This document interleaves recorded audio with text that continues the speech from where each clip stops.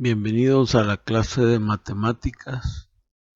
Vamos a estudiar ángulos opuestos por el vértice, clase 3.2 de la unidad 2.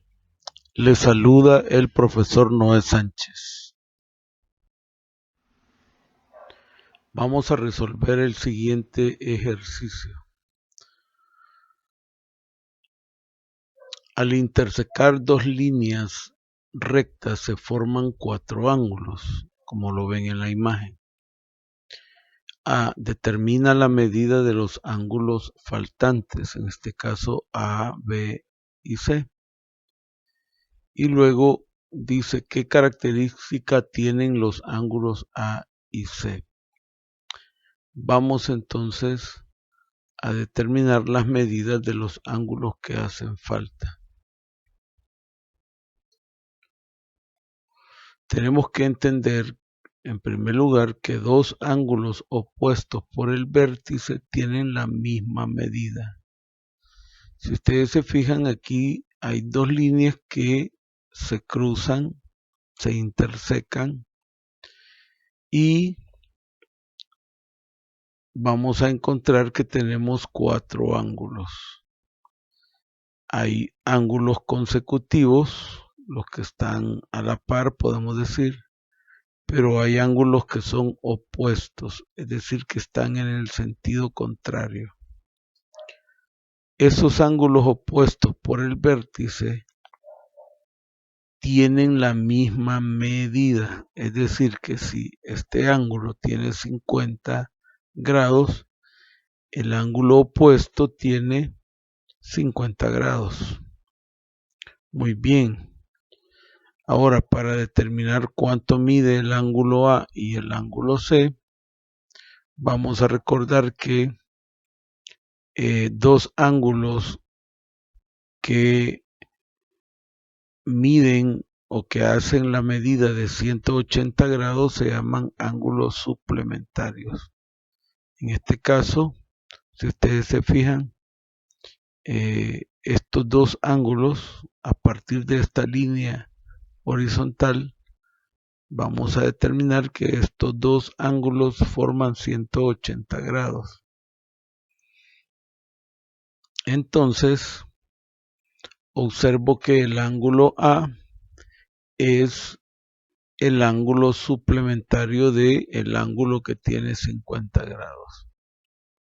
Quiere decir que si estos dos ángulos miden 180 y ya tengo un ángulo de 50, tengo que averiguar cuánto es la medida de este ángulo, lo que falta para llegar a 180. Para eso hacemos la siguiente operación: 180 menos 50, que es este 50.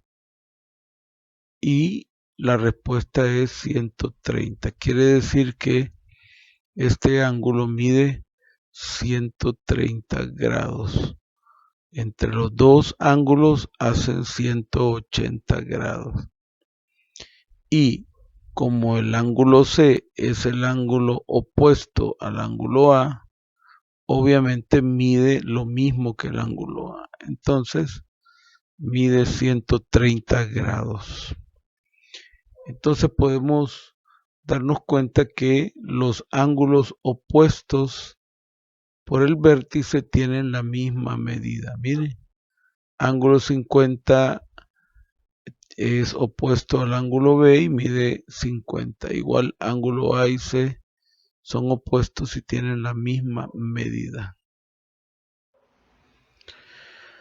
Entonces, concluimos que los ángulos no consecutivos que se forman al intersecar dos rectas se llaman ángulos opuestos por el vértice. Es decir, que estos ángulos no consecutivos, es decir, opuestos, se conocen como ángulos opuestos por el vértice. En el caso del A, sería consecutivo de 50 grados.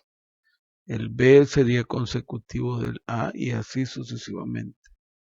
Pero estos no son consecutivos, son opuestos. Dos ángulos opuestos por el vértice tienen la misma medida, lo que hablábamos.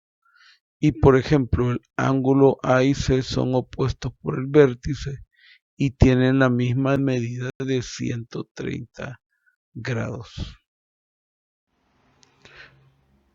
Ahora les dejo aquí unos ejercicios para que ustedes puedan resolver en su cuaderno. A partir del ángulo dado, colorea su ángulo opuesto por el vértice y escribe la medida de dicho ángulo. Aquí tienen los ángulos para que ustedes puedan resolver en su cuaderno a partir de la medida del ángulo que se les ha proporcionado.